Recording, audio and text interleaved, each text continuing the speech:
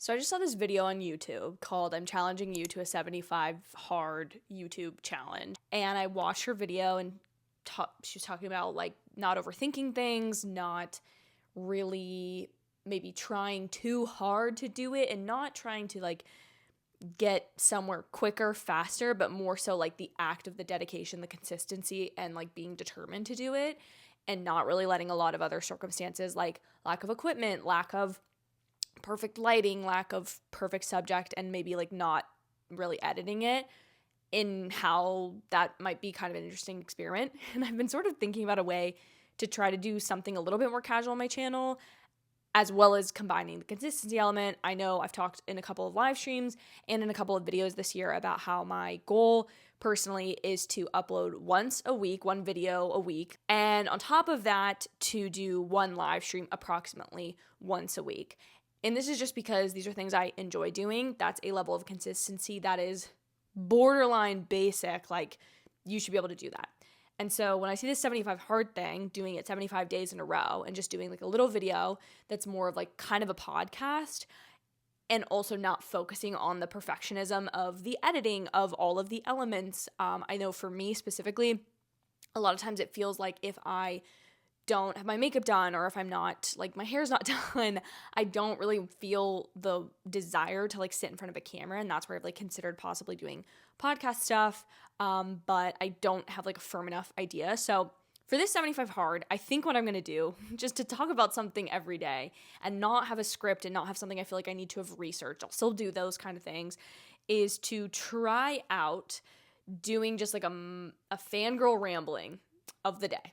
And today's fangirl rambling is going to be about Daredevil Born Again, because I mentioned on Instagram that I really wanted to talk about that, but then I was like, when am I going to be able to like research this and like get all the details? And I just feel the need to have something that's very produced on YouTube. Let's talk about Daredevil, which I said I was going to talk about, but haven't talked about yet because I've been nervous. I also always feel in this fandom space, and I really want to get over this for myself personally, this level of you need to be the expert, you need to know your research. If somebody else has already talked about it and or said your own thoughts, basically, but the thing is, like, it's dumb, is my thought always, is like, why do I need to add my voice to the conversation? At the same time, though, a lot of people feel the same way about a lot of different things.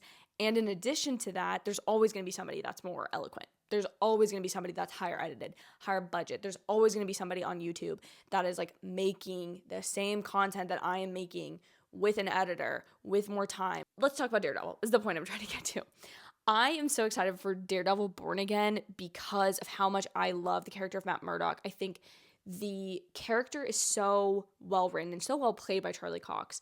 To be this character who is so ravaged by his own like personal experience, his idea of the moral compass of the world, his that like jokingly Catholic guilt that he does have, it feels so ingrained into the character, into this character who is struggling between I am a lawyer, I'm also a vigilante, there's things I am doing that I know are wrong and or opposite to this other side of my life, but I can't help it because I feel like that's so true to human nature.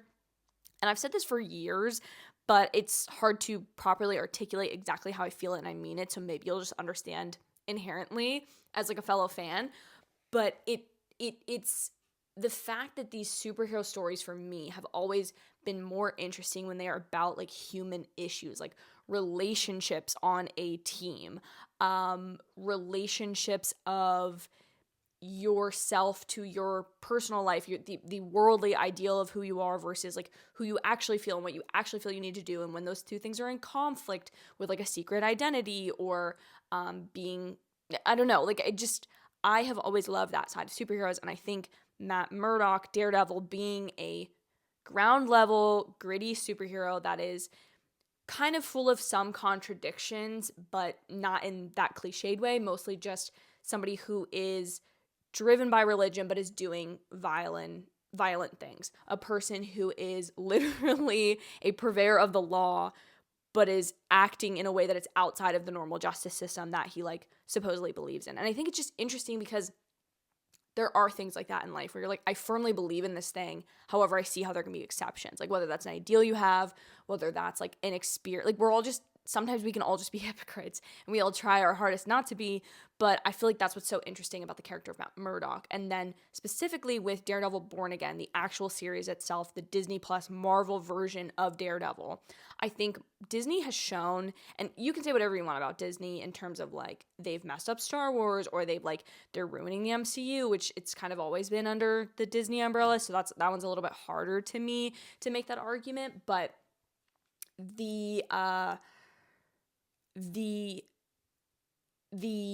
dedication to me to say this series isn't going the way we wanted it to. We had it at this level. We're going to pause, scrap it, and come back with new things. And to me, one of the biggest indicators that they were on the right track of what the series was initially this Daredevil Born Again was not supposed to include Karen, Foggy. I don't even think the Punisher. It was literally going to be Vincent D'Onofrio returning as Punisher, Vincent D'Onofrio returning as Kingpin, and Charlie Cox returning as Matt Murdock, which is still pretty big, like the main villain and the main hero. And that's where I think a lot of the central story must be there, because from the trailer you get the impression that this is very much around the idea of Kingpin has become the mayor of a city where Matt is now a lawyer and potentially not as much a vigilante, but is kind of being forced to come back into that world, and how their two like changing positions in the world have now forced their like alter ego hidden side of them to once again be at odds. But for me, bringing back the two characters who like season 3 of Daredevil actually set up, that it was going to be Nelson, Murdock, and Paige. Like it was going to be the three of them, their law firm, and setting up, taking things that they've set up in like other MCU shows like Echo and kind of applying this without retconning like Daredevil, because there's obviously been the business side that has kept the diegetical world of Hell's Kitchen in Daredevil, Netflix's Daredevil, to the larger MCU New York City. But I just feel a good feeling, and that's ultimately what it all comes down to for me, is I really love seeing this character return. I love Daredevil. I love the show. It is gritty, it is dark, and I think with Deadpool and Wolverine, Marvel showed that they're willing to go to that level when it's appropriate. Like, not every single Marvel movie needs to be R-rated. Not every single one needs to have an F-word. Not every single one needs to be that violent or crass.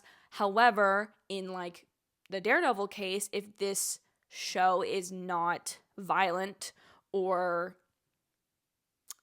I don't want to say edgy, because that makes it sound like they're trying to do it, but it's not really. But, like, there has to be something very morally gray about the show, because that is what the character of Matt Murdock, Daredevil, is. That's the crux of who he is. Like, that's the difficulty at his center. I also just think it's a character in a show that is so heavy thematically with religious symbolism, and that's something that I really personally love, is how you can explore these ideals in a way that's like kind of pushing the boundaries, that's kind of like taking like an organ in a theme and in a musical theme and connecting that to the character. Those are the things that really excite me. I also think these actors are just top tier A-level actors. Getting to see them return as fan favorites and feeling a little bit like, to some extent as well, that Marvel is rewarding fans who have been a part and a fan of a entity, a show, a project that was not even under their Kevin Feige purview necessarily. And this is where I get nervous, because I'm like, oh, if Kevin Feige was like randomly an executive producer on like any of the Netflix Defender shows, like I don't want to get slack for that. But at the same time, that's how you learn things, you know? I can't be scared about somebody being like, well, you're not a real fan because you didn't do this. Anyways, I really love that. I feel like season 3 of Daredevil was the strongest one of the 3, honestly. Like, of how good that show is, it really does get to level 3. And with how good like Loki season 2 was, like taking a character that they fundamentally know rather than like introducing a new character, which you guys know I'm always going to defend Miss Marvel and She-Hulk more specifically to some extent. But I feel like taking a character that has existed and that they've kind of played with in terms of the Spider-Man thing, like having him show back up, having him show up in She-Hulk, having him randomly kind of show up in Echo, like they've teased it enough that getting this series feels hard-earned, hard-won for the fans, and that is really, really exciting. Yes, so that's the rambling of the day. Let me know your thoughts on Daredevil Born Again in the comments. I would love to talk to you guys about it more and talk to you guys more about things I'm excited about in the entertainment industry, in the different fandoms I'm a part of, and kind of change up a little bit sometimes the content that I make on this channel, because I really like making in-depth big videos and I like doing the research and that excites me, but getting to connect with you guys is a really fun thing. And the whole reason I started the channel was to find people to talk to about movies and fan stuff that not all of my friends are as interested in as I am. So thanks for listening. I'll see you guys tomorrow.